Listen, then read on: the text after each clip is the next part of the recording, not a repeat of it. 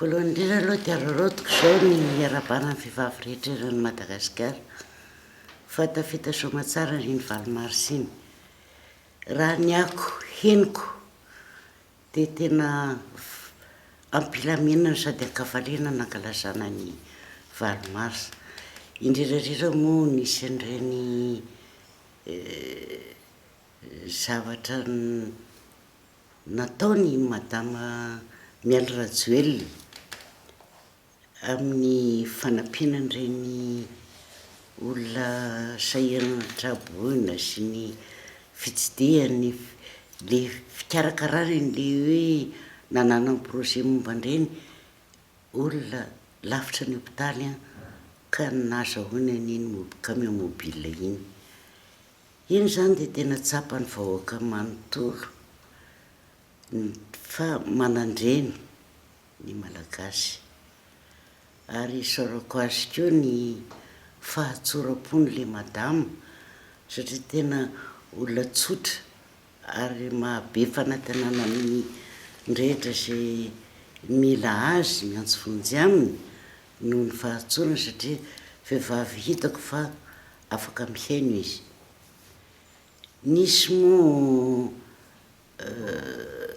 lalàna zay efa nolaniana momba ny adiny herisetra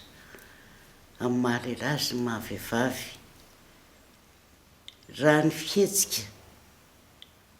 zay nisy dia tena ohatrany nanana courage tampoka ny vehivavy hoe misy ny lalàna iny ka hisy ny fanantenana hoe mba hena ny herisetra satria misy lalàna navoaka manokana mahakasika an'iny. Nefa raha vatantenako fotsiny dia mahatsapa hoe lalàna zay rehetra navoakany ao amin'le application mbola tsy ampy. Navoaka le lalàna nefa iny lalàna iny zao mbola tsy fantatry ny akamaroan'ny vahoaka. Zany rehetrarehetra zany dia efa natsipy tamin'ny madama Mialy Rajoelina ary na ny fomba fihainoany any tena dia mino fa ho fatany atsipiriany iny lalàna iny ka vonona fahitako azy vonona ny anatanteraka an'izay hampiatra an'le lalàna. Vao nivoaka iny lalàna iny dia efa mba niteny aho hoe aleo ny olona mbola matahotra ny hijoro andeha hitory raha hoe na viola zany na dariko ataony vady ohatrano zany na zay vavoazina mety antraminy. Teny angavy aho hoe mba tokony any amin'ny commune no asiana assistante sociale zay anara-maso an'ireny ary anara-maso an'ireny fihetsika mamoa fady zay mety hisy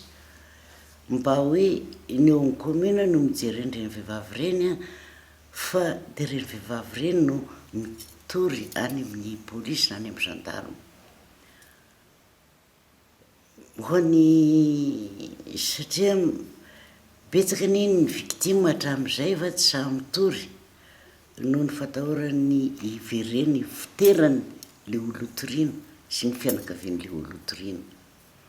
Fa raha tonga dia avy hatrany ny fanjakana no mandray an-tanàna an'le izy dia hafa indray izay. Indrindrandrindra koa amin'le application le lalàna misy an'le hoe prise en charge ataon'ny fanjakana na ara-tsaina zany na ara-batana. Raha maratra izy dia tokony hosaboana any amin'ny hôpitaly dia mba ny fanjakana daholo no miandraikitra an'izay. Raha traumatisé moa le olona dia mba misy psychiatre na psychologue afaka anara-maso an'ireny vehivavy victime ireny. Naheno aho zao tamin'ny valomarsiny fa hisy olona hiparitaka eran'ny Madagasikara hanazava amin'ny vahoaka iny lalàna iny. Dia efa zava-tsoa ary zava-dehibe fa nitenena manko zay tamin'le conférence débat zay nataonay tao amin'ny lapan'ny tanàna ary ohatrany avy hatrany zany madama Mialy Rajoelina de efa nandray disposition mba isiany zay zavatra zay mety hanampy izy zany fitadiavana famatsiam-bola ondreny fikambanana ny société civile marony no manana finiavana amin'le fiarovana ny vehivavy fa ny ompelatanana ny tsy ampy ka ohatrohatran'izay zany mahabe fanantenana araky ny ako henoko tamin'ny zay rehetra nanatrika ny valomarsa tany amin'ny faritra tsiraray avy le tany Toliara moa de tena hita fa korana am-pianakaviana no zavatra an'seho ary falifaly finaritra daholo na ny avy any Masangana ny avy any avaratra ny atsinana na ny atsimo nanatrika nampiseho ny fahavonona ny vehivavy ijoro ny anjara fitenenako moa tamin'le conférence débat tao lapan'ny tanàna de mba hanana ny vehivavy fahasahina rehefa misy zavatra mahazo azy tsy hikepoka fotsiny am'izao na iraviravin-tanana fa hitraka ny vehivavy nanatrika tao moa zany de olo efa tafita daholo ary mino a fa samy andray ny anjara birikany amin'ny fankahirezana andray ny vehivavy sahirana zay mety voadona ny herisetra voan'ny herisetra ny zavatra koa tamin'ny tsy valomarsa indray mitoraka tia tsy vitany hoe ny fisian'le lalàna fa fahavononany ny reny vehivavy ary efa nisy nanao témoignage ny hoe tsy raviravin-tanana fa hitraka ary ny rehefa mitraka ny anankiray na ny roa de ohatra ho modely zay vehivavy rehetra manodidina azy ka mahatazana azy zay zany no hitako hoe ohatra nisy espoir fanantenana satria raha ny fahitako ny sary tany Toliara ny fijerin'ny madama ny fandraisan'ny madama mialy andreo vehivavy rehetrarehetra tao a de nisy fitiavana ka nahatonga ny fanantenana hipetraka indray amin'ny vehivavy fa ny antenaina tompoko de ny mba tsy ho fanantenana ndray andro fotsiny fa hitohy zany fikarakarana zany a ho velona mafy kokoa ny fanantenana satria isy olona mpiahy isy olona mpijery isy olona hiaro azy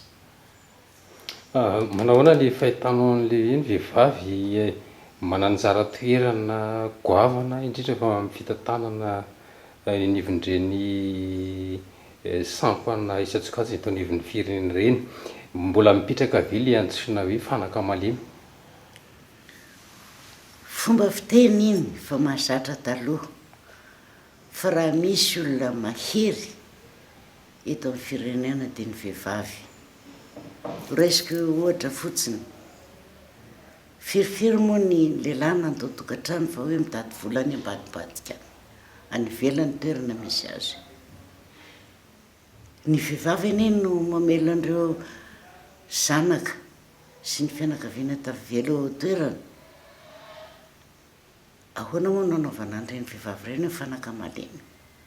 moa tafita reny zaza reny noho ny le vehivavy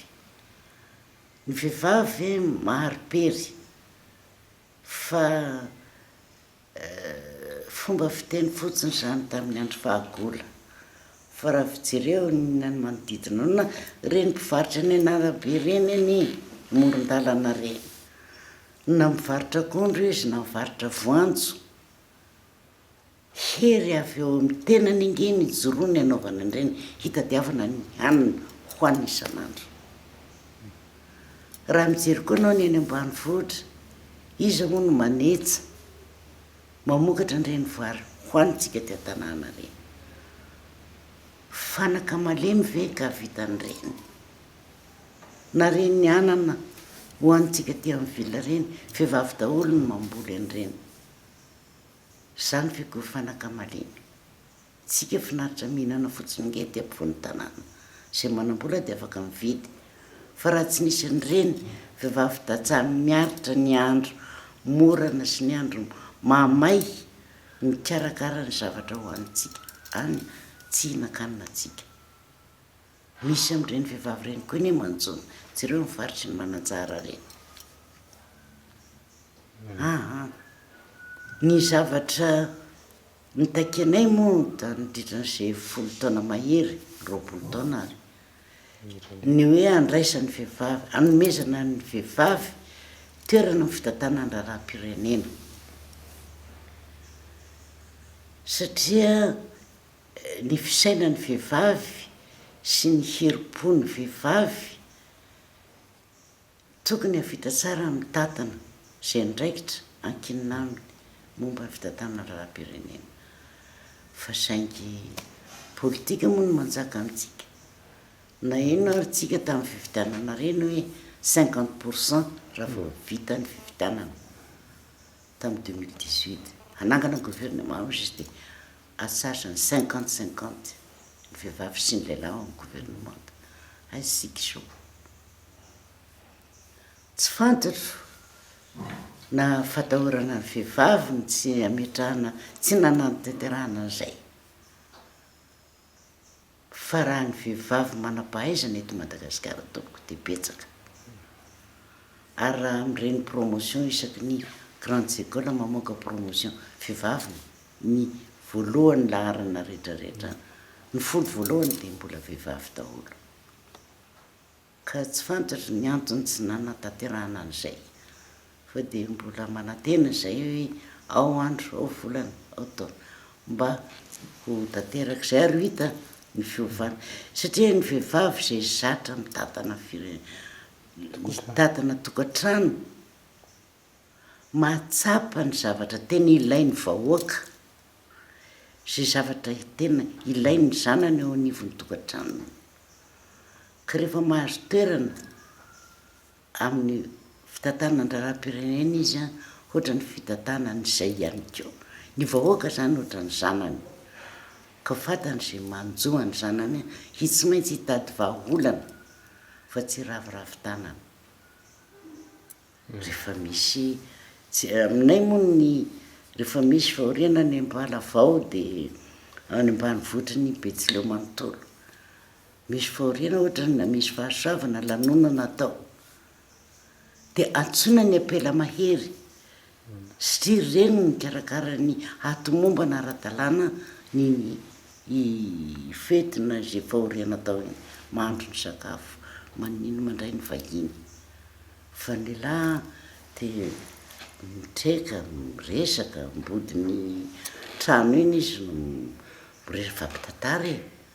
fa ny tena manao ny asa mba amahanana an'ireny vahoaka be de be tonga na milanonana zany a na amin'ny fahoriana mbola vehivavy ary zay nanaovanay maka ny kitay mandrehitra ny afo mbola vehivavy daholo zany tompoko ka za de tsy manaiky an'izany fitenenana hoe fanakamalemy ny vehivavy inona ary ny afatra na ny fandrisihana ny vehivavy mba hijoro amin'ny fiatrihana ny fiainana sy ny fahampandrosoana amin'ny ankapobeny zavatra azoko atao aloha de raha misy programa ny fanjakana mikasika ny fampianarana ho an'ireo tsy mahay taratasy de tokony hiazakazaka hanatrika an'ireny satria raha mba mahay mamaky sy manoratra anao a de afaka manaraka tsara zay lalàna zay toromarika aparitaka ira Madagasikara mikasika ny fiainana de ho fantatrao bebe kokoa fantatrao tsaratsara kokoa zay zavatra tokony ataonao ny fijoroana ahoana moa ny fitenitsika malagasy ny hoe mitapoka tsy mahalehilahy midika zany fa ny vehivavy miatrika ny tapoka foana fa le tsy ampy amin'ny akamaroan'ireo vehivavy any akoatran'izay vita fianarana bien sûr le fahaizana mamaky sy ny manoratra fa ny fahasahina raha fa manana ny fahalalana anao a mijoro ary ampiasanao ny hery zay fa ao am-pelatananao a ny atrehanao hietrehanao ny zavatra rehetra zay mety manjoa amin'ny fiainana fa zay tokony ampiana izy amin'ny fahasalamana satria ny vehivavy anie bevoka miteraka